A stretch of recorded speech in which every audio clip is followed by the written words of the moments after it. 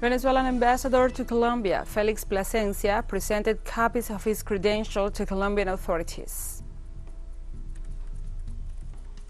Also in Guatemala, police forces and judicial officials evicted more than 50 indigenous families from their territories in Alta Verapaz. The World Health Organization said on Wednesday that more than 50,000 cases of monkeypox have been reported worldwide since the beginning of the outbreak this year.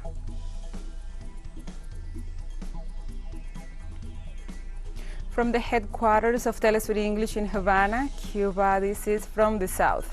I'm your anchor, Gladys Quesada, and these are the news. In Colombia, Venezuelan ambassador Felix Plasencia presented this Wednesday a copy of the credentials letters as part of the re-establishment of diplomatic relations between the nations. During his meeting with Colombia's Foreign Minister Álvaro Leiva Durán, the Venezuelan diplomat pointed out that the re-establishment of relations has already been formalized and is moving forward with determination and the right pace. Plasencia stated that both countries are fundamental pillars of the best relations in Latin America and the Caribbean. Plasencia also made references to the work of peace, of understanding, of love between both peoples. Brotherly countries historically united and committed to a path of Latin American endeavor. On Tuesday, Colombian ambassador to Venezuela, Armando Benedetti, presented his credentials to President Nicolás Maduro Moros and met with several Venezuelan authorities.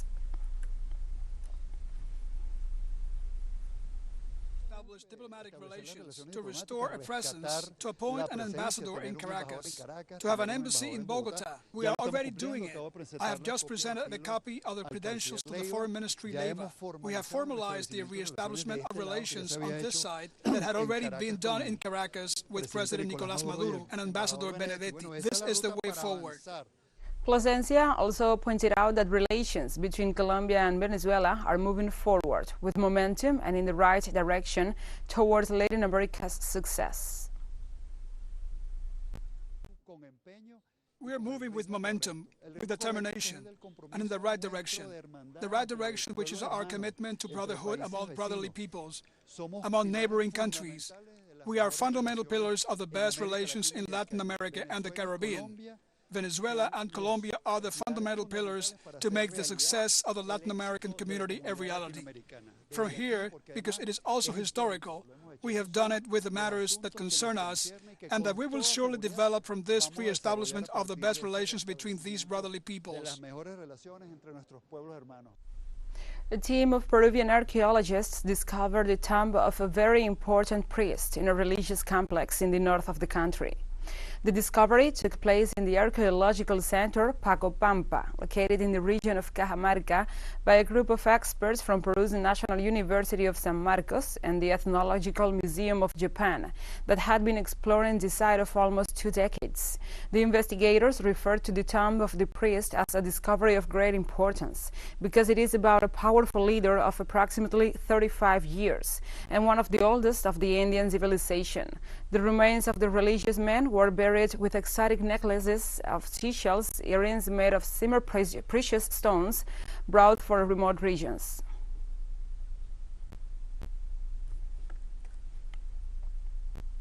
A representation of the United Nations participated in the dialogue between the Ecuadorian government and the indigenous sectors.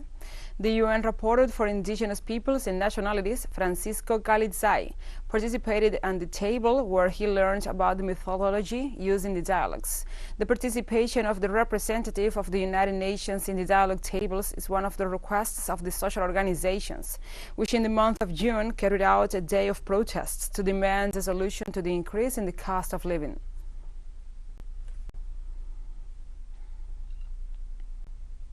In Argentina, the special foreign currency access agreement implemented by the government to boost soybean exports expires, with a transaction volume of $2.6 billion. The government program established the so-called soybean dollar, a preferential rate aimed at stimulating soy crop sales, especially to international markets amid difficulties derived from inflation. After the program expires, agricultural technicians will be looking for producers to get a greater reward than they could under the current system, while the central bank is seeking to increase the reserves, which as of July 22nd stood at $39,718 million US.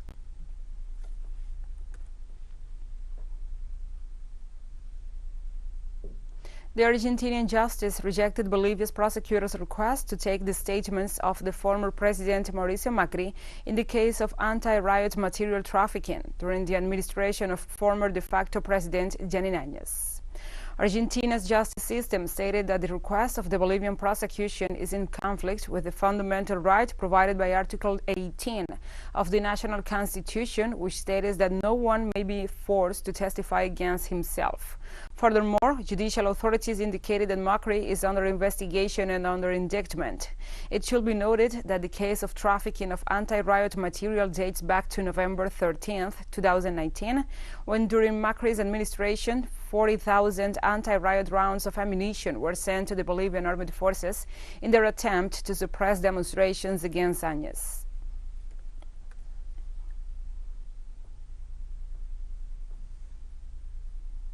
Also in Argentina, activists from different organizations and social movements continue to hold a vigil this Wednesday for the 10th consecutive day in front of the home of Vice President Cristina Fernández de Kirchner. Since Wednesday early hours in Recoleta, demonstrators stand in place without interrupting traffic to show their support. This is one of the many forms of support expressed by Fernández followers since August 22nd, when Attorney General Diego Luciani asked for a 12-year sentence against the former president and her political disqualification. Also, Buenos Aires City Police, under the command of the opposition, Horacio Rodríguez Larreta, remain in the vicinity of the residence despite Judge Roberto Gallardo of the province of Buenos Aires ordered that no police custody be placed. We'll take a short break now. Join us again after this.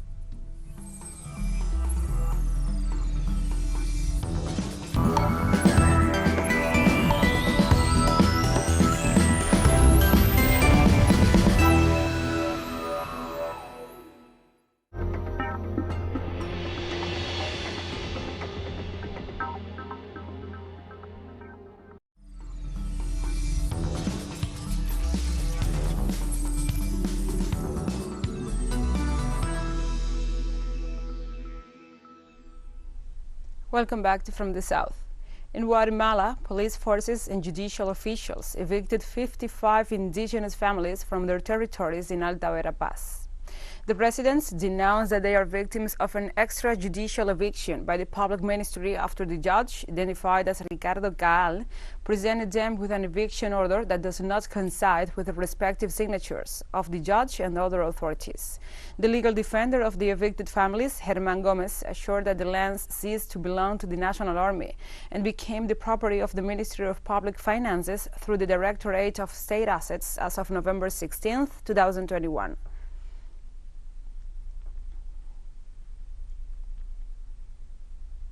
Mexican President Andrés Manuel López Obrador said the issue of the judges who freed people allegedly involved in the disappearance of the 43 Ayotzinapa students will be dealt with. AMLO said he will not be given the names of the judges involved in the case so as not to humiliate them, but that the government will be taking the issue to the Supreme Court of Justice and to the Council of Federal Judges. AMLO criticized members of the judiciary who later end up as members of our parliament, for that violates the separation of powers. AMLO also announced that newly appointed Education Secretary Leticia Ramírez will be in charge of regularizing the rural teachers' schools in the country.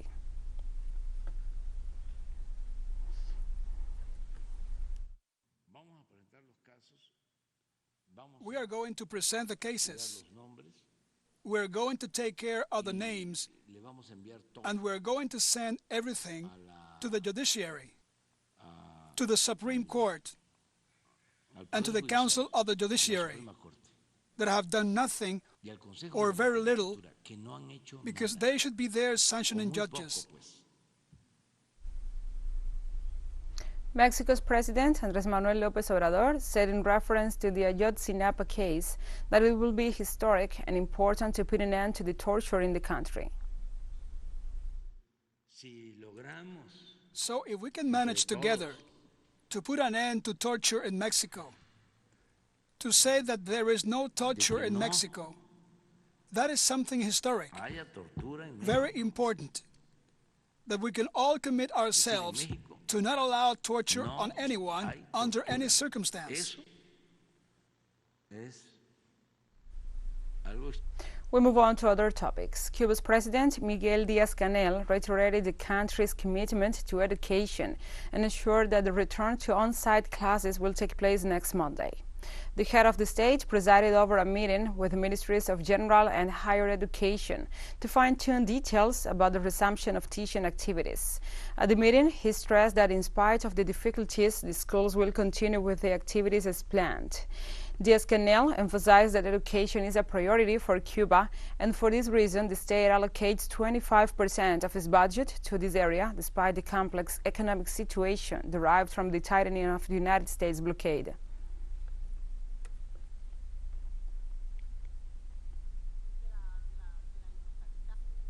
Former Brazilian president and presidential candidate Luiz Inácio Lula da Silva traveled to Manaus as part of his campaign for the October 2nd elections.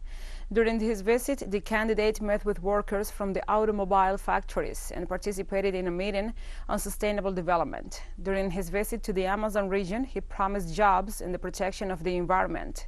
Lula also participated in the rally Together for the Amazon, where he expressed his criticism of the anti-environmental policies implemented during the administration of Jair Bolsonaro.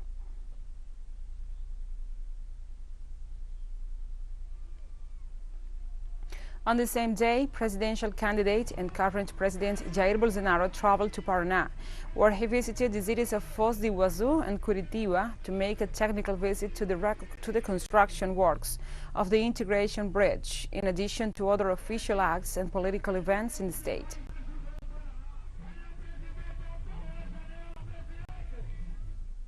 As Brazil's far-right president, Jair Bolsonaro asks questions about why he and his family paid for 51 properties in cash, his allies in local governments are using loopholes in the law to evict poor families from their homes. In Pernambuco, our correspondent Brian Muir with the details. Brazilian Supreme Court extended a temporary freeze on forced evictions until October 31st. But in Santa Cruz do Capibaribe, the only city in Pernambuco where the majority supported Jair Bolsonaro in the 2018 elections, the mayor has told the 200 families in the Brizola squatters settlement that the police are coming to evict them.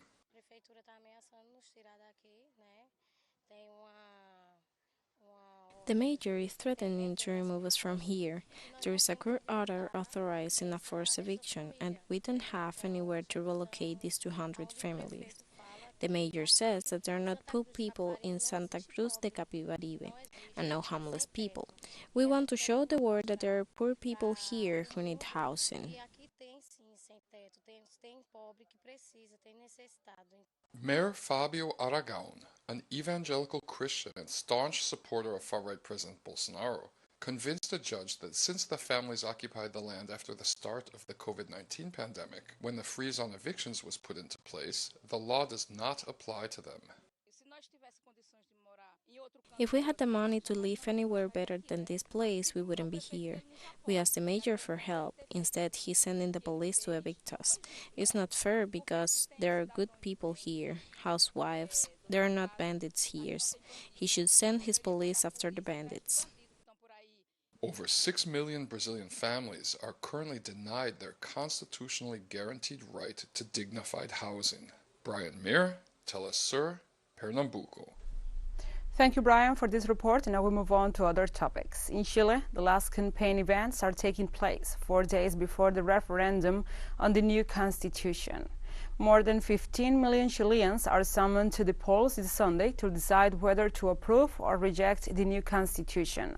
The closing acts of the campaign for the alternatives of approval and rejection of the new constitutional text are prepared for this Thursday. The supporters of the approval will hold an act in the Alameda, while those who reject the new text will meet in the Pablo Neruda Amphitheater of the Metropolitan Park of Santiago. Chile's current constitution is a legacy of the dictatorial regime of Augusto Pinochet.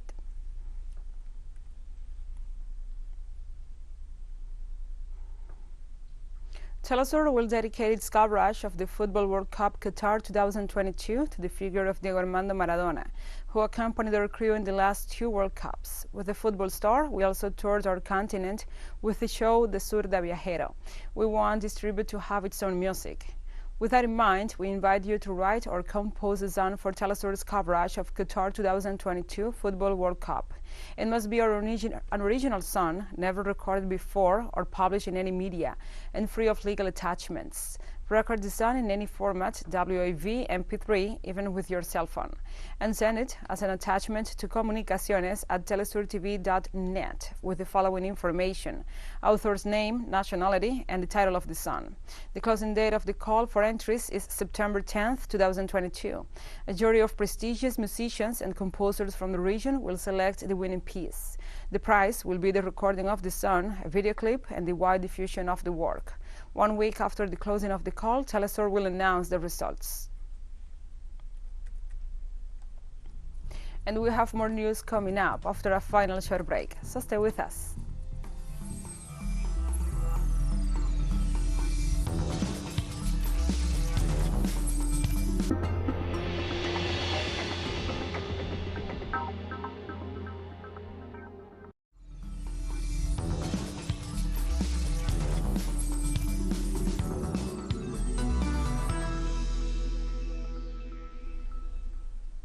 Welcome back.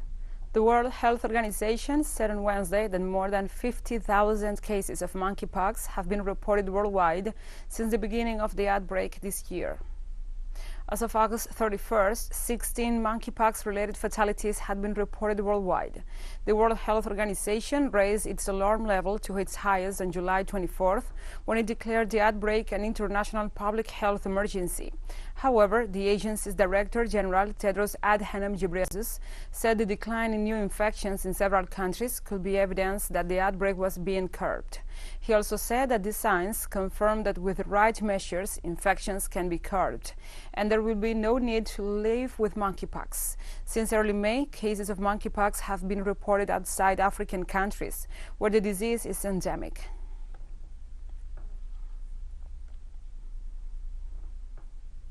And China has made significant progress in building a high-quality healthcare system with easily accessible and affordable medical services over the past decade. Since the 18th National Congress of the Communist Party of China in 2012, the nation has attached great importance to the protection of people's health and stepped up medical resource allocation and medical facility management, significantly improving people's health in one of the most populous countries in the world. The country has also made medical services more affordable for all under its medical insurance scheme. Based on a unified information platform, patients can have their medical expenses settled directly even if they reside in their home province. Through these decade-long efforts, China has built the world's largest medical systems and service, guarding the health and well-being of its more than 1.4 billion people.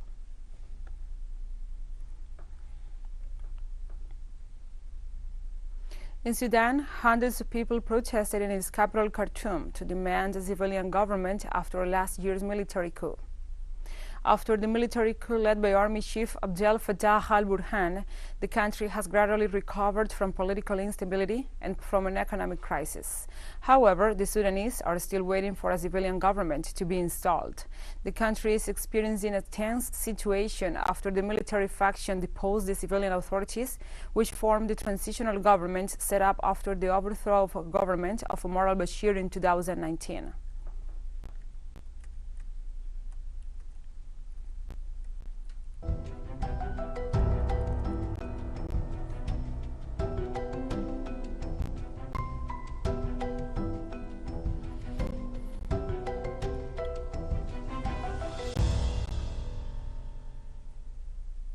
Now we move on to other topics. Helicopters evacuate stranded people in the mountains in the north of Pakistan, and the boats sail across the flooded plains in the south, while the country continued to mobilize all its resources on Wednesday to help the millions affected by the worst floods in its history. A third of the country is submerged after monsoon rains that began in June and have left more than 1,000 dead. 1 in 7 people have been affected and more than 6 million are in need of assistance. The priority now is to assist thousands of people stranded in the mountains and valleys of the north, as well as in isolated villages in the south and west. The Minister of Climate Change reported that there are almost no dry places to drain water to. This year's monsoon season, which ends in September, brought twice as much rain as usual.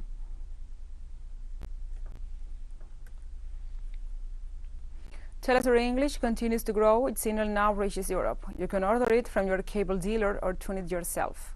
These parameters that you see on the screen are in place since July 1st. Quite soon, further changes will be implemented for the signals in the Middle East and Africa. Now, more than ever, the world connects to us and our stories are heard in other farther away nations. This news multi-platform will continue providing truthful content to oppose the hegemonic media's narrative and our faithfulness to our audience. And we have come to the end of this news brief. But remember, you can find this and many other stories on our website at telesurenglish.net. And also, if you feel so inclined, please join us on social media for all the latest news. We are on Facebook, Twitter, Instagram, and Telegram.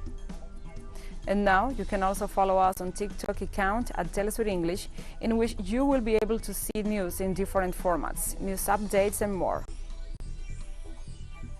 For TeleSUR English, I'm Gladys Quesada. Thank you for watching.